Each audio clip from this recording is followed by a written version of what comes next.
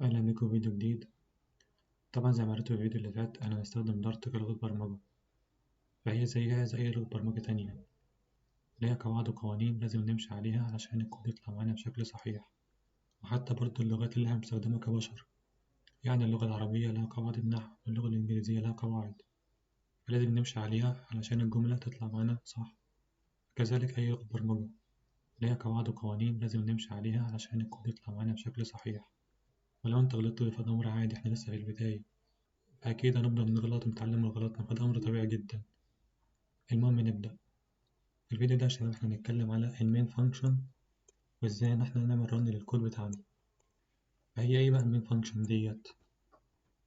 المين فانكشن يا شباب بتعتبر نقطة البداية لأي برنامج، يعني احنا لازم في البداية نكتب المين فانكشن عشان البرنامج يعرف ان هو هيروح عليها يبدأ من عندها. وحتى انت مثلا لو كتبت 1000 سطر كود هنا، البرنامج مش هيشوف الا المين فانكشن، هيروح عندها ويبدأ من عندها. فالمين فانكشن يا شباب هي نقطة البداية الخاصة بالبرنامج. فتعالى نكتب المين فانكشن كده. أولا عشان تكتب المين فانكشن لازم تكتب void، بعد كده مين الأقواس والكيرلي براكتس. هي ده شكل المين فانكشن يا شباب. مكونة من إيه؟ مكونة من void، مين، أقواس والكيرلي براكتس. فدي دلوقتي تعتبر نقطة البداية الخاصة بينا. فأنا دلوقتي هدخل جوه الكيرلي براكتس أكتب جملة مع برنت بسيطة جدا، بتطبع لنا إيه؟ بتطبع لنا كلمة مين. فتعالى ندخل جوه الكيرلي براكتس وأكتب كلمة برنت، وأحط الكلمة اللي أنا هكتبها جوه السنجل كوتيشن. دي يا شباب بتعتبر السنجل كوتيشن اللي هي دي. فأنا بكتب الجملة اللي أنا عايزها تطبع جواها. فأنا مثلا هكتب كلمة مين، تمام، لازم أنهي بالسيمي كولن. هي إيه السيمي كولن ديت؟ السيمي كولن ده يا شباب بتعرف البرنامج إن السطر ده دلوقتي خلص، يعني من غيرها البرنامج مش هيعرف إن السطر دلوقتي خلص. فدي مهمة جدا لازم تحطها في آخر سطر كود ليك علشان تقول للبرنامج إن أنا كده خلصت السطر ده. طيب تمام، تعالى نعمل رن ونشوف هيحصل معانا إيه. زي ما انتوا شايفين عمل معانا مين، الكلمة اللي احنا كتبناها. طيب ممكن واحد يقول لي انت معندكش الا فانكشن واحدة وانت عملت لها رن، فأكيد هي بس ده اللي هترن. طيب تعالى نعمل أكتر من فانكشن ونشوف مين اللي هيرن فيهم. فأنا مثلا هعمل 3 فانكشن وكل واحدة فيهم بتطبع كلمة خاصة بيها. فأنا دلوقتي هعمل فانكشن اسمها print النيم، تطبع لي كلمة نيم. فأول حاجة أكتبها كلمة void، بعد كده كلمة print نيم الأقواس والكيرلي براكتس. جوه البرنت هكتب كلمة ايه، نيم، بس لازم نحطها في السنجل كوتيشن.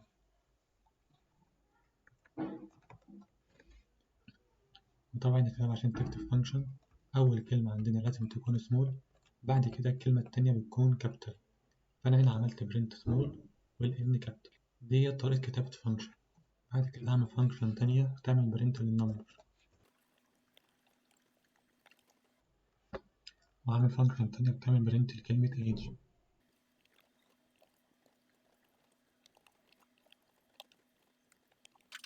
فأنا دلوقتي يا شباب عندي فانكشن للمين، فانكشن بتعمل برنت للنيم، فانكشن تانية بتعمل برنت للنمبر، وفانكشن بتعمل برنت لكلمة age. فتعالى نعمل رن ونشوف ايه اللي هيحصل معانا. فزي ما انتوا شايفين طبع كلمة مين. طب ليه طبع كلمة مين؟ لازم انا قلتلكم فانكشن المين هي النقطة الأساسية اللي البرنامج بيروح عندها بيرن الكود اللي جواه. طيب ممكن واحد يقول لي أنا عارف إن الكود بيبدأ سطر بسطر ومن الأول، فهو شاف الفانكشن المين ديت عمل لها برنت. طيب تعالى نحط مثلا فانكشن برنت النيم ديت فوق فانكشن المين ونشوف ايه اللي هيحصل ونعمل رن. فزي ما انتوا شايفين برضه عمل كلمة برنت للمين، لأنه مش شايف أصلا أي حاجة من هنا غير كلمة المين بس. ليه؟ لأن هي دي الفانكشن الأساسية اللي يبدأ من عندها. فدلوقتي يا شباب أنا عايزك بس تفهم إن فانكشن المين ديت هي النقطة الأساسية اللي البرنامج بيبدأ من عندها. وعايزك تعرف كمان إزاي تكتب الفانكشن المين ديت، إن أنت بتعمل void main الأقواس والكيرلي براكتس. جوه الكيرلي براكتس بقى بتكتب في الكود اللي أنت عايز تعمله. دلوقتي بقى خلصنا من النقطة دي، تعالى بقى نروح للنقطة التانية اللي هتكلم عليها في الفيديو، وهي ازاي نعمل رن للكود بتاعي. مثلا تعالى نمسح ده كده. طبعا في أكتر من طريقة يا شباب عشان تعمل رن للكود من خلالها. فمنها مثلا أنا ممكن أروح على التيرمينال وأكتب جملة دارت رن. طب أنا هعمل رن لمين؟ هعمل رن للفايل بتاعي اللي هو مين دوت دارت، فهكتب مين دوت دارت. وزي ما انتوا شايفين عمل كلمة مين. طيب تعالى نغير كلمة مثلا مين ديت نخليها عبده ونعمل نفس الجملة. عمل لي مين. تمام، لازم تعمل سيف يا شباب للفايل بعد كده تعمل رن للجملة دي. عمل لي كلمة عبده. تاني طريقة يا شباب وهي start debugging. start debugging ده شغالة ازاي؟ start debugging بتشوف الفايل اللي انت واقف عليه وبتعمل له رن. فأنا واقف على الفايل اللي اسمه من دوت دارت، لو جيت عملت رن هيطبع لي كلمة عبده. تعالى هنا أروح على كونسول عمل لي كلمة عبده. طيب تعالى نغيرها مثلا مين عشان نتأكد برضه. نعمل رن وهنا مش محتاجين نعمل سيف، هو بيعمل سيف لوحده. تعالى نعمل رن. طبعا لي كلمة مين. فستارت ديباجن يا شباب بتشوف الملف اللي انت واقف عليه فين وبتعمل له رن. فتعالى نعمل فايل بيعمل برنت للنيم. فأنا هنا هاجي على نيو فايل هكتب برنت أندرسكول مثلا النيم دوت دارت. دي شباب طريقة كتابة الفايلات في دارت، كل الكلام بيكون سمول وبينهم أندرسكول. تعالى نعمل انتر وهنا هعمل مين تانية هكتب void مين أقواس وكيرلي براكتس. جوه الكيرلي براكتس هعمل برنت ايه هعمله وهعمل ليه رن. فزي ما انتوا شايفين يا شباب هعمل برنت ليه عبده. طب ليه هعمل عبده؟ لأن هو شاف الفايل اللي انت واقف عليه. الفايل اللي انت واقف عليه فيه ايه؟ فيه void مين برنت عبده. فلما أجي أعمل رن هيشتغل معايا ويطبع لي عبده. ولو رحت على فايل المين نفسه وعملت رن هتلاقي عمل لي كلمة مين. ليه يا شباب؟ لأن ستارت ديباجنج هي دي طريقتها، بتشوف الملف اللي انت واقف عليه فين وبتعمل رن للكود اللي جواه. تالت طريقة عندنا يا شباب وهي رن اند ديباج. طب هي فين رن اند ديباج ديت؟ موجودة هنا. طيب رن اند ديباج بتشتغل ازاي؟ رن اند ديباج يا شباب علشان تشتغل لازم يكون عندك فولدر اسمه لب. جوه الفولدر ده لازم يكون عندك فايل المين، فتعال نحط المين جواه وتعالى برضه نحط برنت المين جواه وتعالى نعمل رن للكود وطبع لي كلمة مين.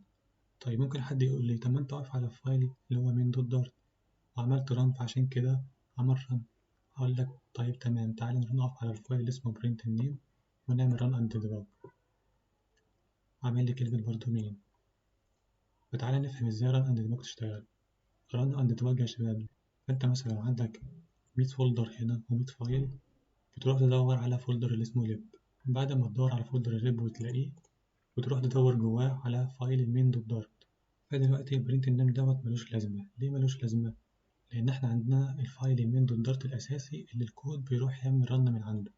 طيب تعالى مثلا نشيل فايل المين دوت ونعمل رن ونشوف هيحصل معانا ايه. ديليت نعمل رن.